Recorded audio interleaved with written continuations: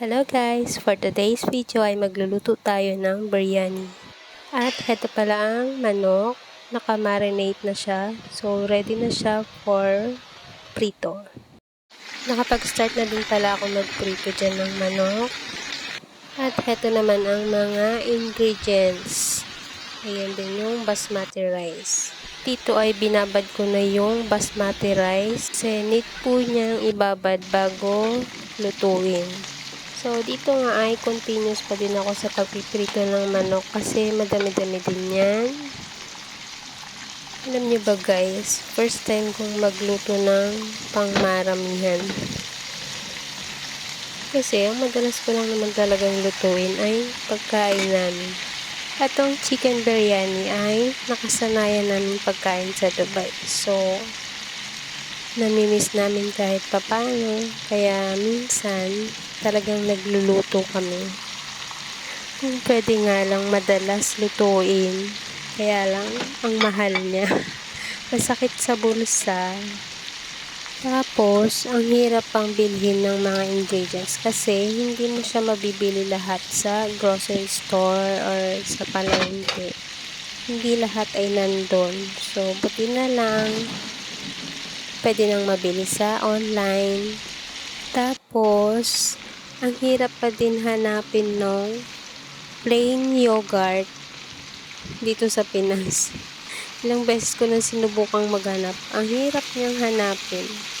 Karamihan ng yogurt dito ay puro may flavor. Tapos, makakahanap ka din naman ng plain yogurt. Matamis pa din. Meron naman yung Nestle. Kaya lang, hindi siya yung eksaktong katulad sa Dubai. Pero, pwede na din naman. Yung pagluluto naman ng biryani is, actually, wala naman akong alam dyan.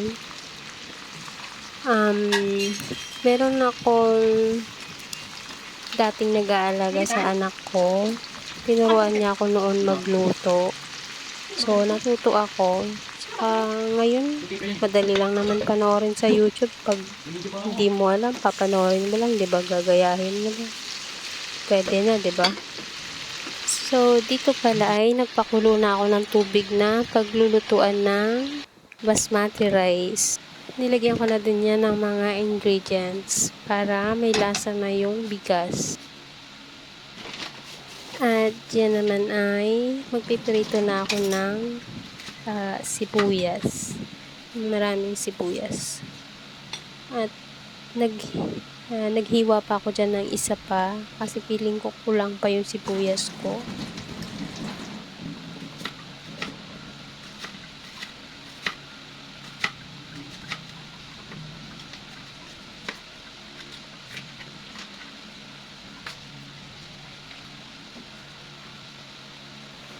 At yan na yung sibuyas. Maraming sibuyas. Pero kulang pa talaga yan eh. Ipiprito ko lang yan hanggang maging golden brown. Ito palang niluluto ko ay para sa birthday ng mama ko. So, sa akin ay biryani. And then, sa ate ko naman ay Iranian rice. So, pareho kaming magluluto.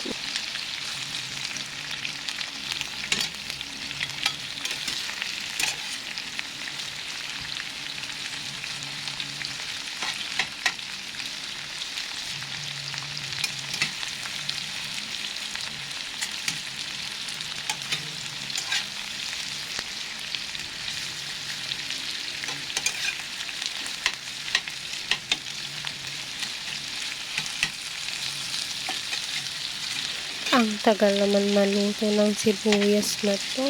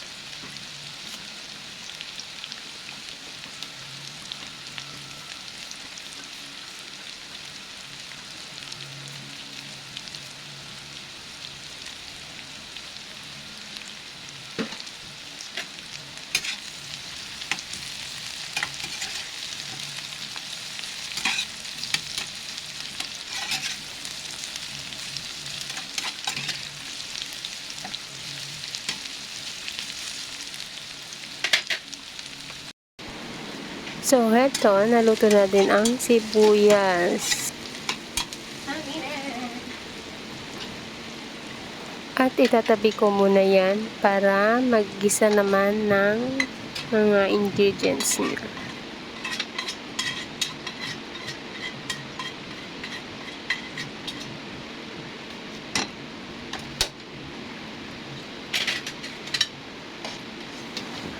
At ready na din ang pinakulo kong tubig, kaya ilalagay ko na din yung bigas. Diba, isang plangga ng bigas. 2 kilo yan na basmati rice.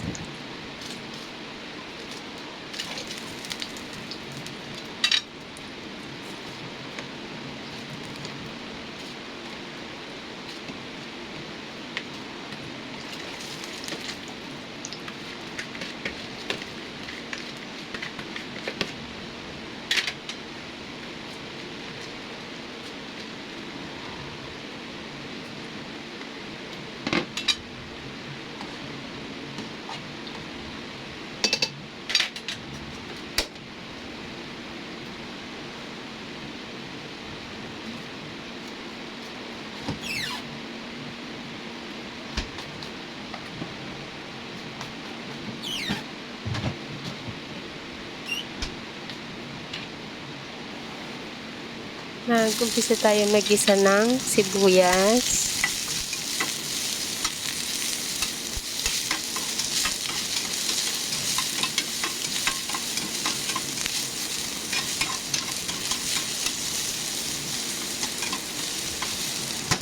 At isusunod ko ang bawang at luya.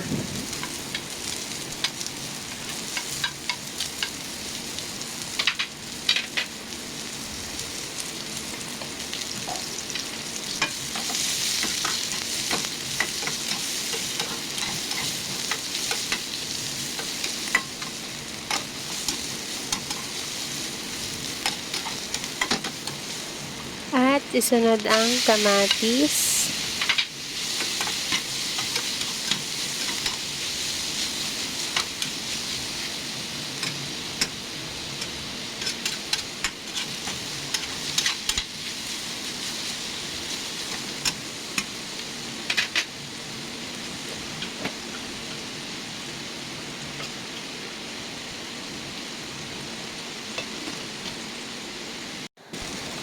Nilagyan ko na rin pala yan ng iba pang ingredients habang nagigisa. At ilalagay ko na din yung yogurt.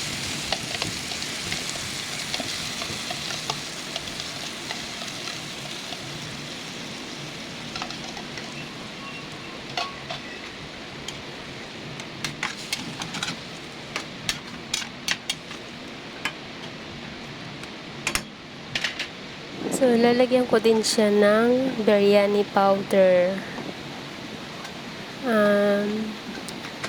2 yung biryani powder ko dyan. Kaya lang, expired na pala yung isa. Hindi ko napansin. Buti na lang nakahabol pa tong isa. At nilagyan ko na din niya ng asin.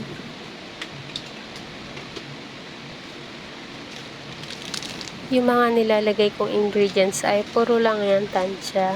Hindi ko pa alam. First time ko magluto ng 2 kilo. So, wala akong idea kung ano yung right amount ng mga ingredients. Puro lang yan tansya-tansya lang.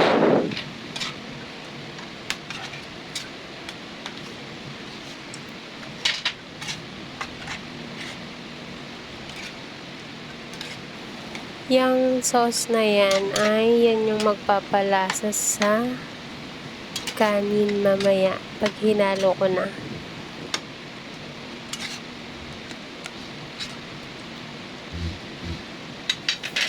At ready na ang ating sauce. So, ilalagay ko na ang manok. Ang problema ay maliit ang aking kawali.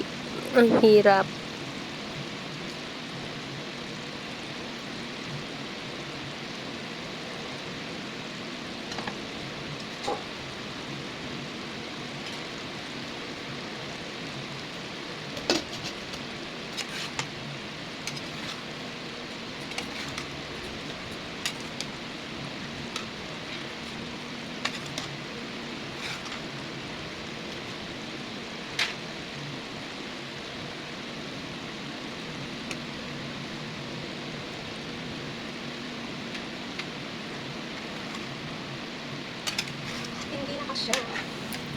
O, diba? Hirap maghalo. Ang liit.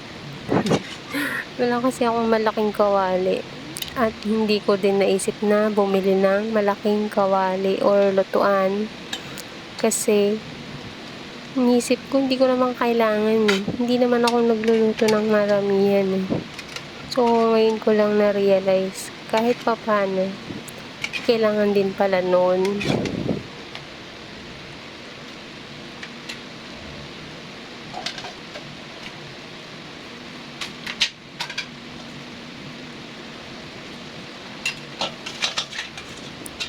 So, dito ay yung pinagbabaran ng manok ay nilagay ko na din doon sa niluluto ko.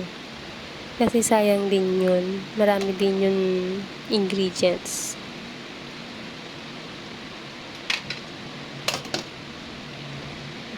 So, dito ay kinuha ko nga yung isang kawali na pinagprituhan ko ng manok at huhugasan ko. Susubukan ko siyang ilipat yung niluluto ko doon sa mas malaki.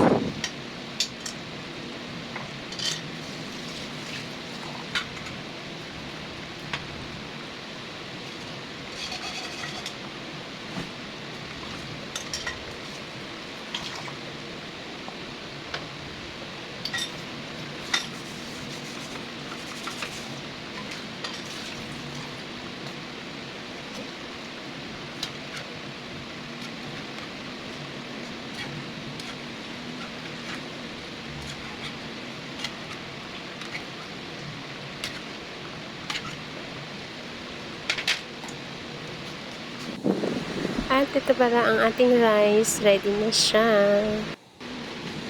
At ito na pala yung kawali. Inuna kong lagay yung mga hindi ko pa nahahalo na manok. At yan naman yung hinigisa ko kanina. Hindi pa din siya magkasya. Baka naman may gustong mag-sponsor na malaking kawali.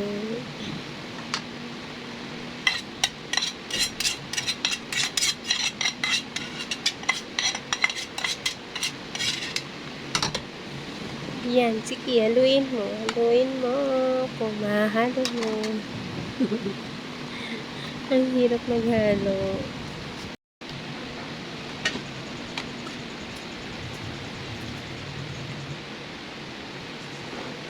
Yung bigas pala ay na-drain ko na at ready na siya para ipainin ko at ihalo sa manok.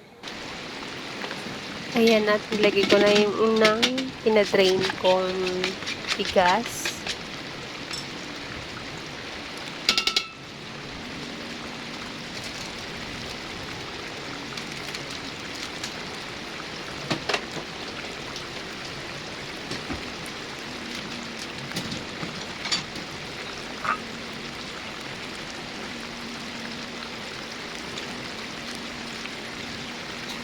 Nire-ready ko lang pala yung ilalagay ko dyan sa bigas. Another ingredients.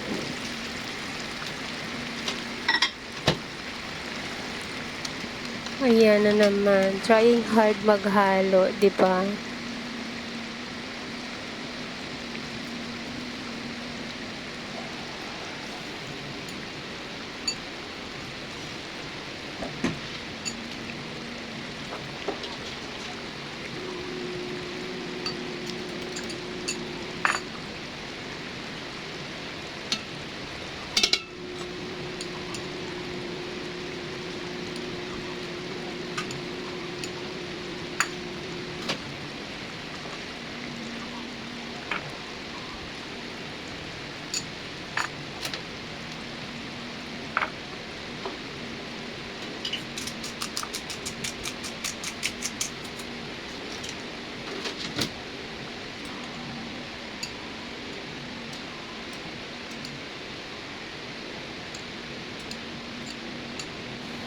At yan, at okay na. Ilalagay ko na ang manok. Diba? Isa-isang ihalo yung manok.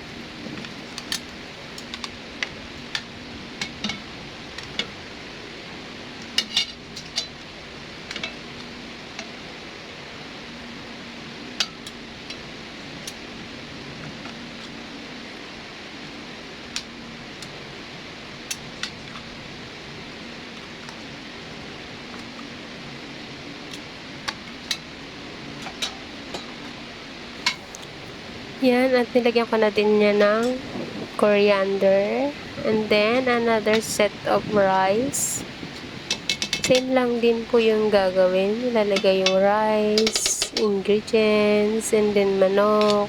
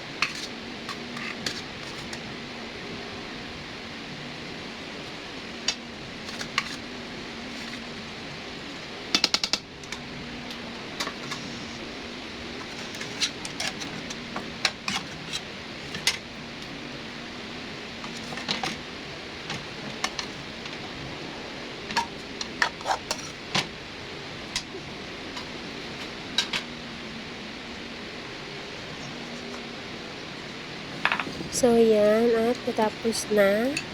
At ipapainin ko lang po yan sa mahinang apoy.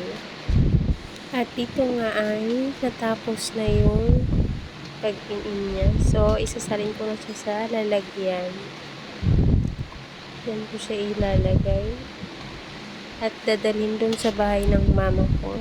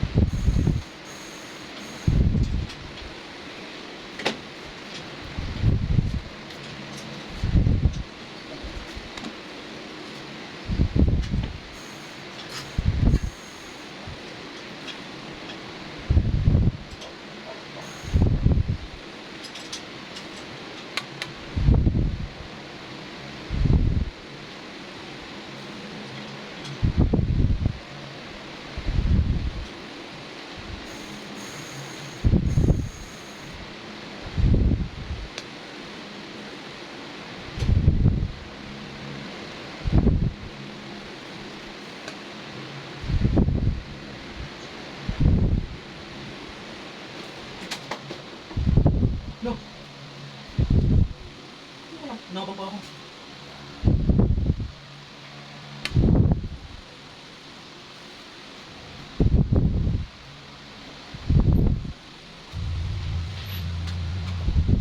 Ba?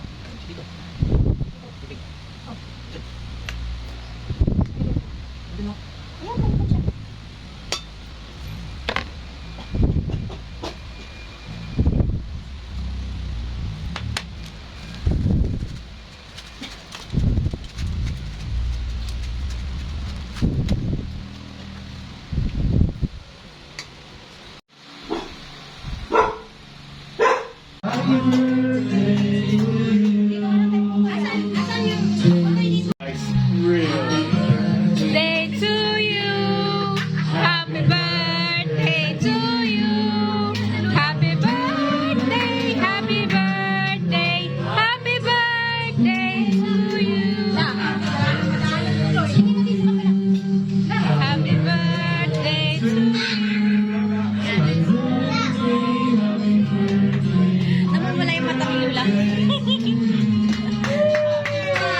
Kaya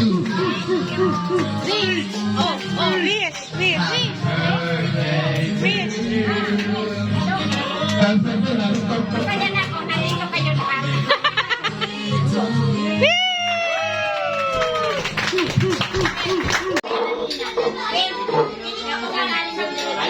Ayan na. Ayan na. Ayan na.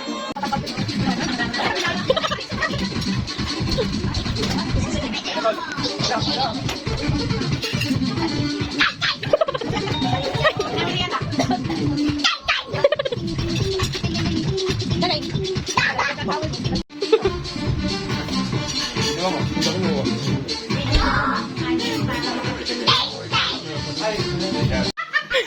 Tanggalin mo na. Sige, tanggalin mo na. Paano ako mag-ano? Sige, tanggalin mo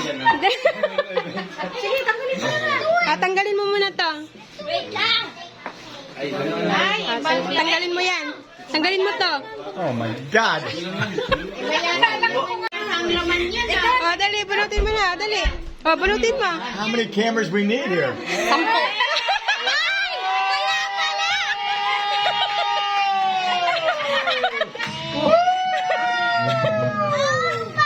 Oh my goodness! Whoa!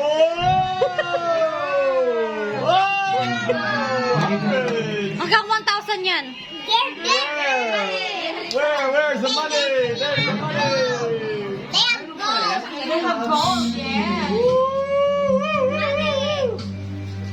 Oh my God! Dami naman. Napagod yan. Oy! Uy.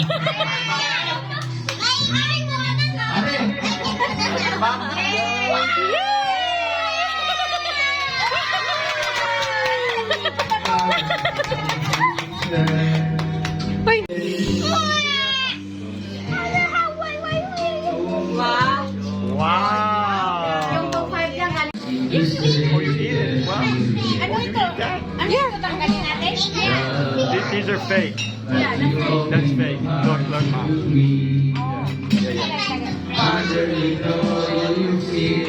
Mom. Look, Mom. You're 56.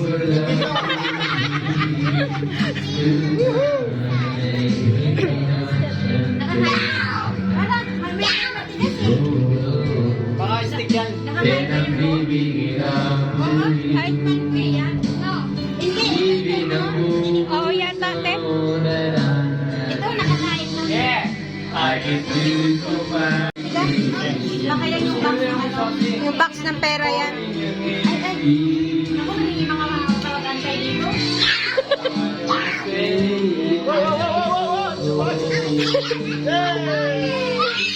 Happy birthday to you. Happy birthday to you. Happy birthday, happy birthday. Sa pares ko, baka man. Sige. Oh. Wish. Another wish. Wish ulit. Wish ulit. Yes. Maging maayos na yung tindahan ko.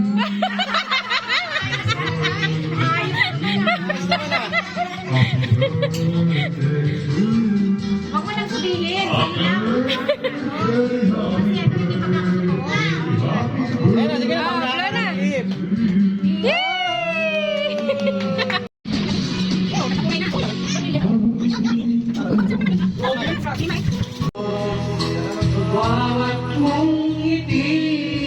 Yay! Napatid ko lang!